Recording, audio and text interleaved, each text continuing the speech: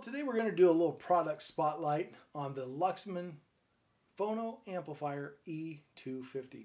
If you'll recall, a few weeks ago we did a product spotlight on the Luxman L507Z.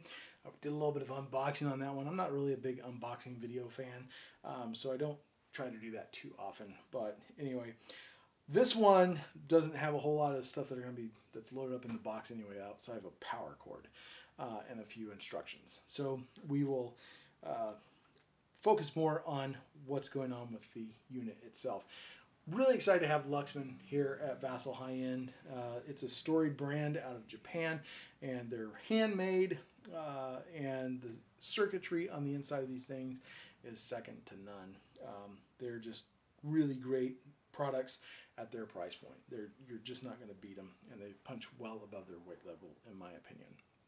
So let's talk about what's going on with this guy. We're going to start on the front panel first, and it's pretty easy to figure out a few of these and what you're going to do. This is your stereo mono switch. I don't think I need to explain that too much. But the next one is your low cut switch. So you have typically going to have that in the off position.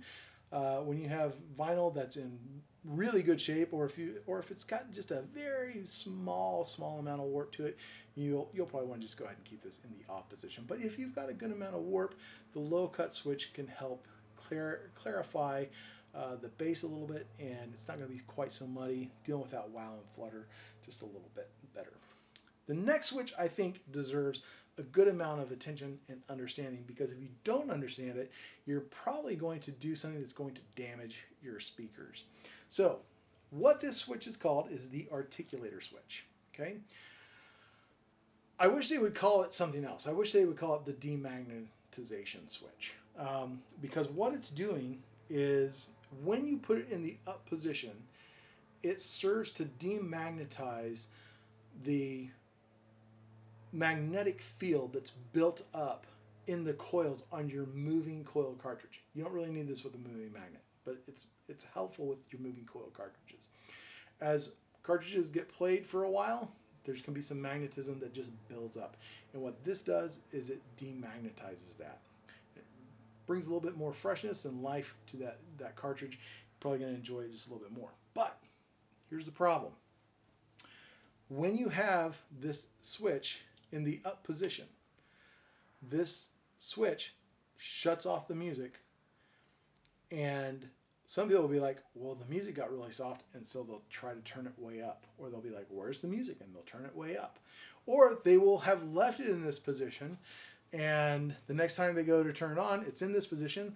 They drop the needle, they can't hear it, they start turning it up. And then they go, oh, the articulator switch is up. They flip it down, and then they're blasted by all sorts of sound. You're going to damage your speakers, might damage your amplifier. You've got to be very careful with what's going on with the articulator switch. But it can be a helpful tool if you need it. The next switch is a pretty simple switch. It's the input switch, input 1 or input 2. This has two inputs. Both of those inputs can have moving coils on them. Both of them can have moving magnets. Your preference. You can have one of each. Doesn't really matter. But you do have the switch for the inputs. Now, over here, you're going to have your selector for moving coil or moving magnet or moving coil.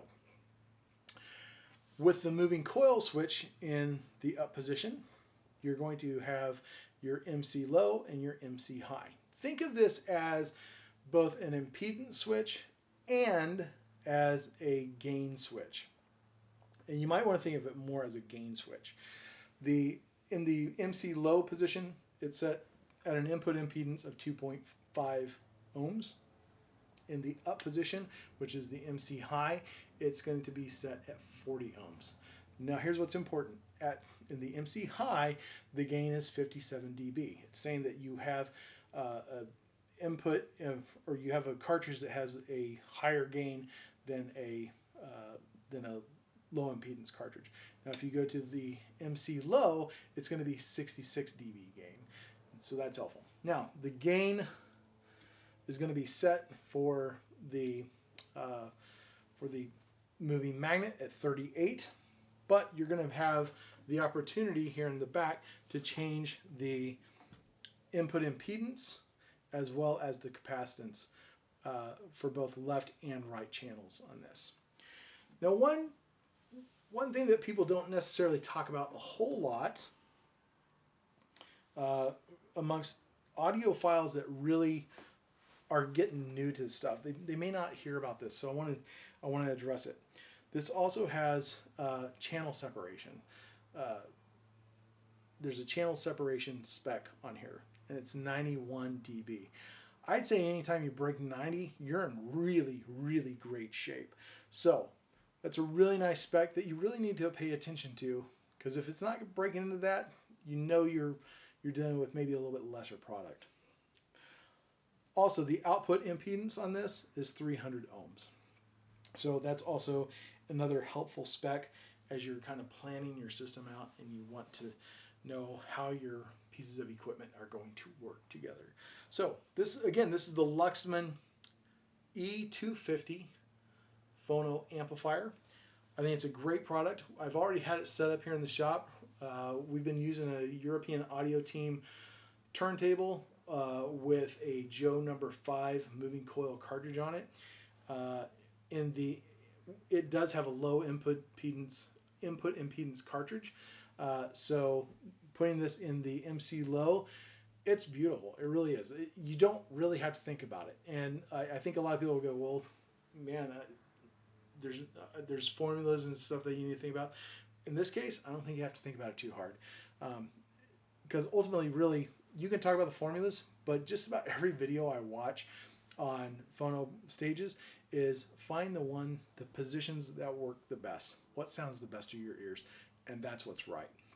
And so, anyway, it's pretty easy for a moving coil. You're going to have a little bit more experimentation to go with your moving magnet, because you do have several different positions. You have 4 different possibilities for your input impedance, and you have 4 different possibilities for your capacitance on each channel. Now you're going to obviously want the left and the right channels to do the same thing, so you're going to use the same positions on left and right. But anyway, that is the Luxman Phono Amplifier E-250.